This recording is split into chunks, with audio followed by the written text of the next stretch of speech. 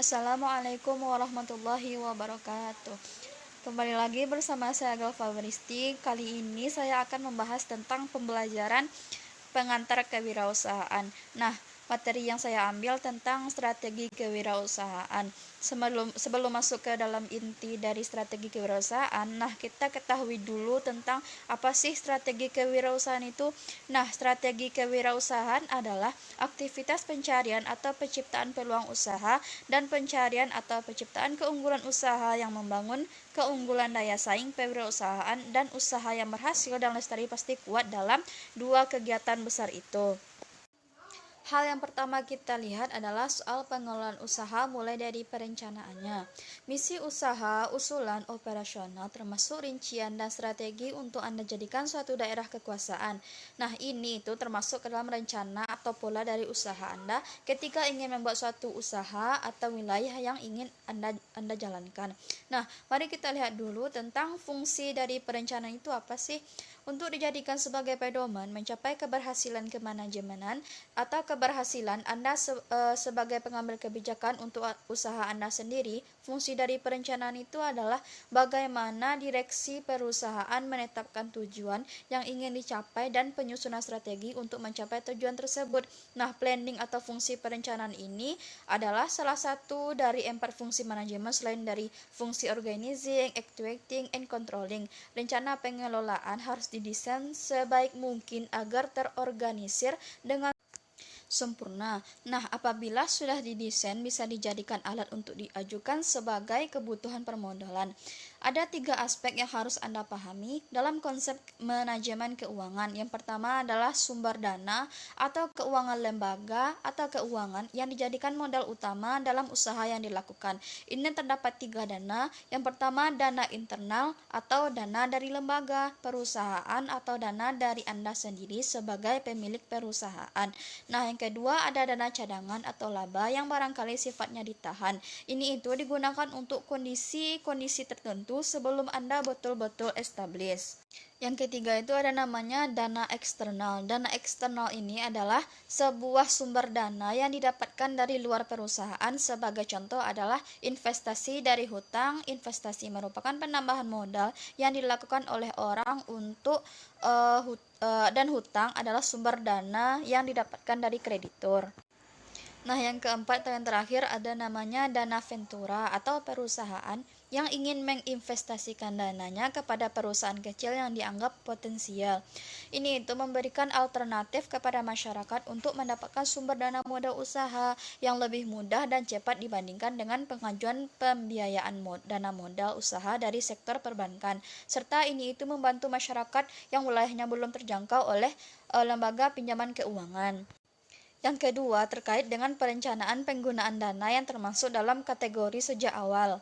Itu adalah yang pertama ada biaya awal atau permulaan, yaitu suatu rancangan keuangan mulai dari neraca harian, rancangan neraca, pendapatan, kas, dan lain-lainnya. Nah, poin keduanya analisis pulang pokok yang digunakan untuk melihat kemungkinan-kemungkinan yang terjadi akibat proses yang Anda lakukan dalam periode tertentu, sehingga Anda bisa membaca laba dan ruginya. Kemudian pengawasan dan pengembalian dari dana. Bagaimana suatu barang itu dihasilkan, kemudian Anda bisa mendistribusikannya atau Anda pasarkan barangnya, maka pemasaran inilah yang menjalin bagian yang harus Anda kontrol sedemikian rupa. Semakin detail Anda mengawasi dan semakin kontrol dan melakukan kendali atas dana-dana yang Anda pakai selama proses operasional, apalagi di awal-awal penggunaan pelaksanaan bisnis yang Anda lakukan.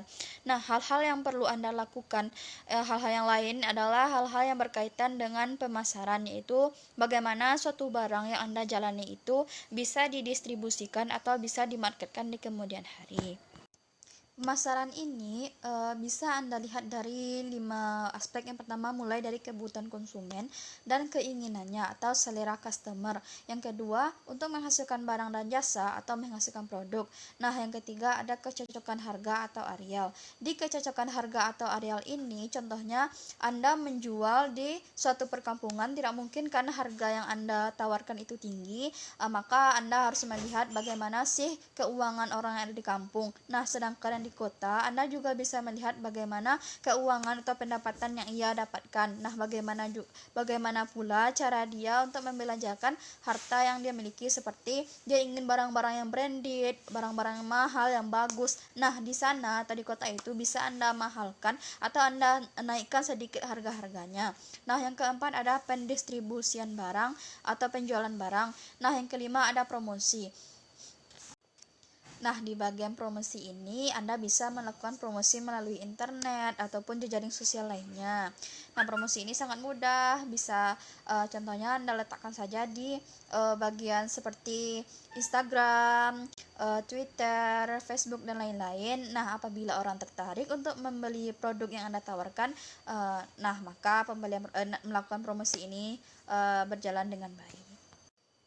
Nah, yang ketiga tentang strategi pemasaran. Strategi pemasaran ini dimulai dari perencanaan pemasaran, mix marketing, atau bagaimana Anda membaurkan berbagai jenis pola marketing.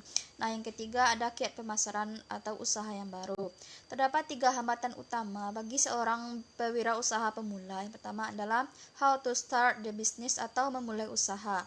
Pada tahap ini, umumnya calon wirausaha dihinggapi demam keraguan atau ketakutan akan suatu kegagalan sebelum memulai sesuatu.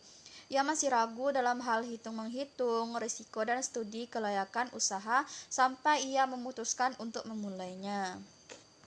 Yang kedua yaitu how to set competitive positioning, yaitu kesulitan memposisikan diri dalam persaingan pasar agar usaha tidak mati sebelum sempat berkembang. Nah, yang ketiga ada how to maintain sustainability the business, yaitu bagaimana pebisnis tetap memelihara usahanya secara kontinu. Pada tahap ini, wirausaha harus waspada dari sifat arogan atau sombong seiring dengan keberhasilan usahanya. Oleh karena itu, wirausaha harus tetap menjaga usahanya agar dapat bertahan tetap lama. Nah, ada beberapa keputusan strategi yang diperlukan dalam kondisi pertumbuhan, yaitu yang pertama, perubahan produk barang dan jasa. Yang kedua, strategi yang menyangkut penetrasi pasar, ekspansi pasar, verifikasi pasar, produk dan jasa, integritas pasar. Yang keempat ada analisis sumber daya manusia sehingga memiliki keterampilan yang unik untuk mengimplementasikan strategi. Nah, yang kelima ada analisis pesaing yang ada maupun yang potensial untuk menetapkan strategi bersaing. Keputusannya harus berdasarkan perilaku, sumber daya, dan komitmen yang dimiliki pesaing di masa lalu. Nah, baik, selanjutnya tentang kemampuan untuk menopang keunggulan strategi perusahaan dan untuk memodifikasi strategi dalam menghadapi perubahan permintaan pelanggan dan perilaku strategi persaingan baru. Nah, selanjutnya penentuan harga barang atau jasa untuk jangka pendek dan jangka panjang. Interaksi perusahaan dengan masyarakat luas, pengaruh pertumbuhan perusahaan yang cepat terhadap aliran kas. Strategi kewirausahaan juga dibagi menjadi beberapa strategi. Yang pertama, strategi bagi pemimpin pasar atau market leader. Apabila perusahaan telah memiliki peluang pasar yang besar seperti pada masa pertumbuhan, maka strateginya yang pertama yaitu bersikap menyerang dan agresif untuk mempertahankan pangsa pasar. Wirausaha harus siap memperbaiki strategi bersaingnya agar tetap mendapatkan dan mempertahankan reputasi terbaik di mata pelanggannya. Nah, yang kedua, bersikap bertahan dan tidak terlalu agresif. Dalam posisi ini, setiap departemen secara efektif menemukan keunggulan bersaing dan secara bertahap dapat membangun hambatan masuk ke segmen pasar yang dipilih untuk bersaing. Nah, yang ketiga, tidak boleh ada anggapan bahwa perusahaan yang memiliki atau yang tidak memiliki tantangan. Perusahaan yang pasif mempertahankan pasarnya akan selalu mengundang pesaing untuk memasuki pasar. Kegagalan dalam mempertahankan strategi akan memperlemah perusahaan dalam menanggapi serangan dan pesaing. Bila demikian, maka bersaing akan menjadi pemimpin pasar atau marketing leader yang baru. Yang kedua, strategi bagi bukan pemimpin pasar. Perusahaan yang memiliki tahap pertumbuhan yang memiliki posisi kuat atau bukan market leader di pasar memiliki strategi tertentu. Akan tetapi, strategi ini bukan untuk pesaing dengan market leader. Strategi ini dilakukan dengan cara yang pertama, secara agresif progresif menggunakan kompetensi terbaik untuk meraih peluang besar, sehingga tidak tertandingi oleh pesaing. Wirausaha harus memposisikan dirinya dalam segmen pasar kecil sebagai pemain yang paling dominan. Pewirausahaan membangun dan mempertahankan hubungan secara terbuka dengan para pelanggannya. Dalam hal ini, wirausaha jarang mengabaikan peluang dan selalu memperkuat hubungan melalui pelayanan yang istimewa dan atas kebutuhan pelanggan. Nah, poin B yaitu mengembangkan strategi sebagai follower leader. Dalam kondisi ekonomi yang baik, perusahaan yang mengikuti strategi ini bisa berhasil. Ancaman untuk strategi ini adalah jika pelanggan tidak lagi memandang perusahaan pemasok sebagai pilihan pertama. Selain itu, pasar dengan produk dan jasa sejenis atau undifferentiated bukanlah pasar yang menarik untuk persaingan. Nah, yang ketiga ada strategi yang lain. Banyak strategi yang dilakukan wirausaha pada tahap pertumbuhan, diantaranya adalah sebagai berikut. Nah, yang pertama ada pertahanan persaing. Artinya, agar tetap dapat bersaing, maka pengembangan produk dan perluasan pelayanan perusahaan harus selalu dinamis dan memposisikan perusahaan dalam keadaan kritis. Perusahaan harus selalu inovatif dan memperbaiki keberhasilannya. Jika di masa lalu atau memperbaiki produk yang pertama kali dihasilkan, sebab jika tidak akan ditinggalkan oleh pasar. Nah, yang kedua, mencoba untuk produk yang menjadi atau pemukul besar big hitter dan tidak berkonsentrasi pada perbaikan keberhasilan produk yang sudah ada. Keberhasilan perusahaan seperti 3M, Main Material Market, tetap mendominasi posisi pasar melalui pengenalan produk baru secara berkesinambungan. Nah, poin selanjutnya yaitu mengambil langkah positif dan proaktif untuk menguasai manajer kunci dan keahlian teknik profesional yang selalu diikutsertakan dalam pembentukan keberhasilan perusahaan. Sangatlah tidak mudah untuk menempatkan kembali kemampuan individual yang cakep. Nah, oleh sebab itu, kehilangan seseorang yang cakep dan dianggap kunci dapat menghancurkan keunggulan perusahaan dalam bersaing. Nah, selanjutnya kita akan masuk ke bagian inti, yaitu strategi kewirausahaan yang dari diri kita. Itu pertama yaitu berlatih mendisiplinkan diri.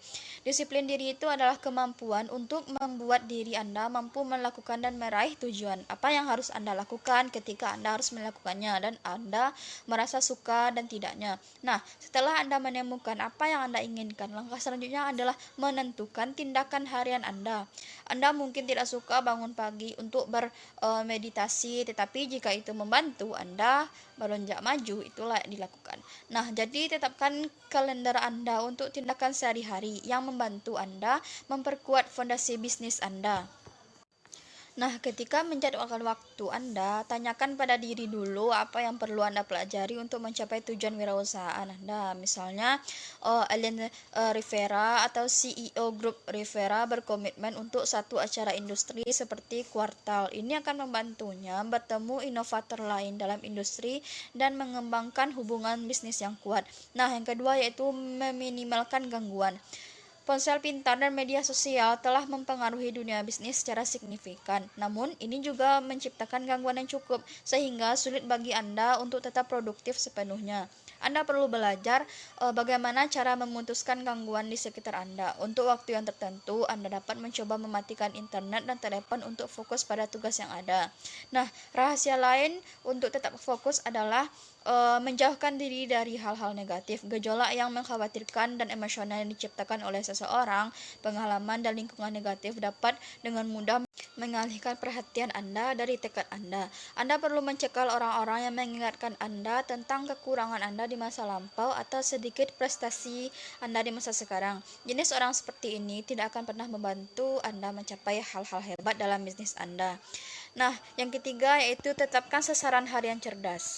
Seseorang mengatakan dengan benar, orang-orang tidak berencana untuk gagal, tetapi mereka gagal merencanakan. Jika Anda menjalankan bisnis tanpa menanam benih yang tepat untuk sukses, Anda akan merasa sulit. Anda harus memberikan arah dan menentukan tujuan bisnis Anda. Ini membutuhkan perencanaan setiap hari dengan benar dan berfokus pada kegiatan yang secara langsung terkait untuk mencapai tujuan organisasi. Tujuan harian membantu Anda mempertahankan arah untuk mencapai tujuan jangka panjang. Jika tidak, mudah untuk melupakan tujuan besar Anda. Mulailah dengan membuat tujuan jangka panjang seperti berapa banyak pendapatan yang ingin dihasilkan,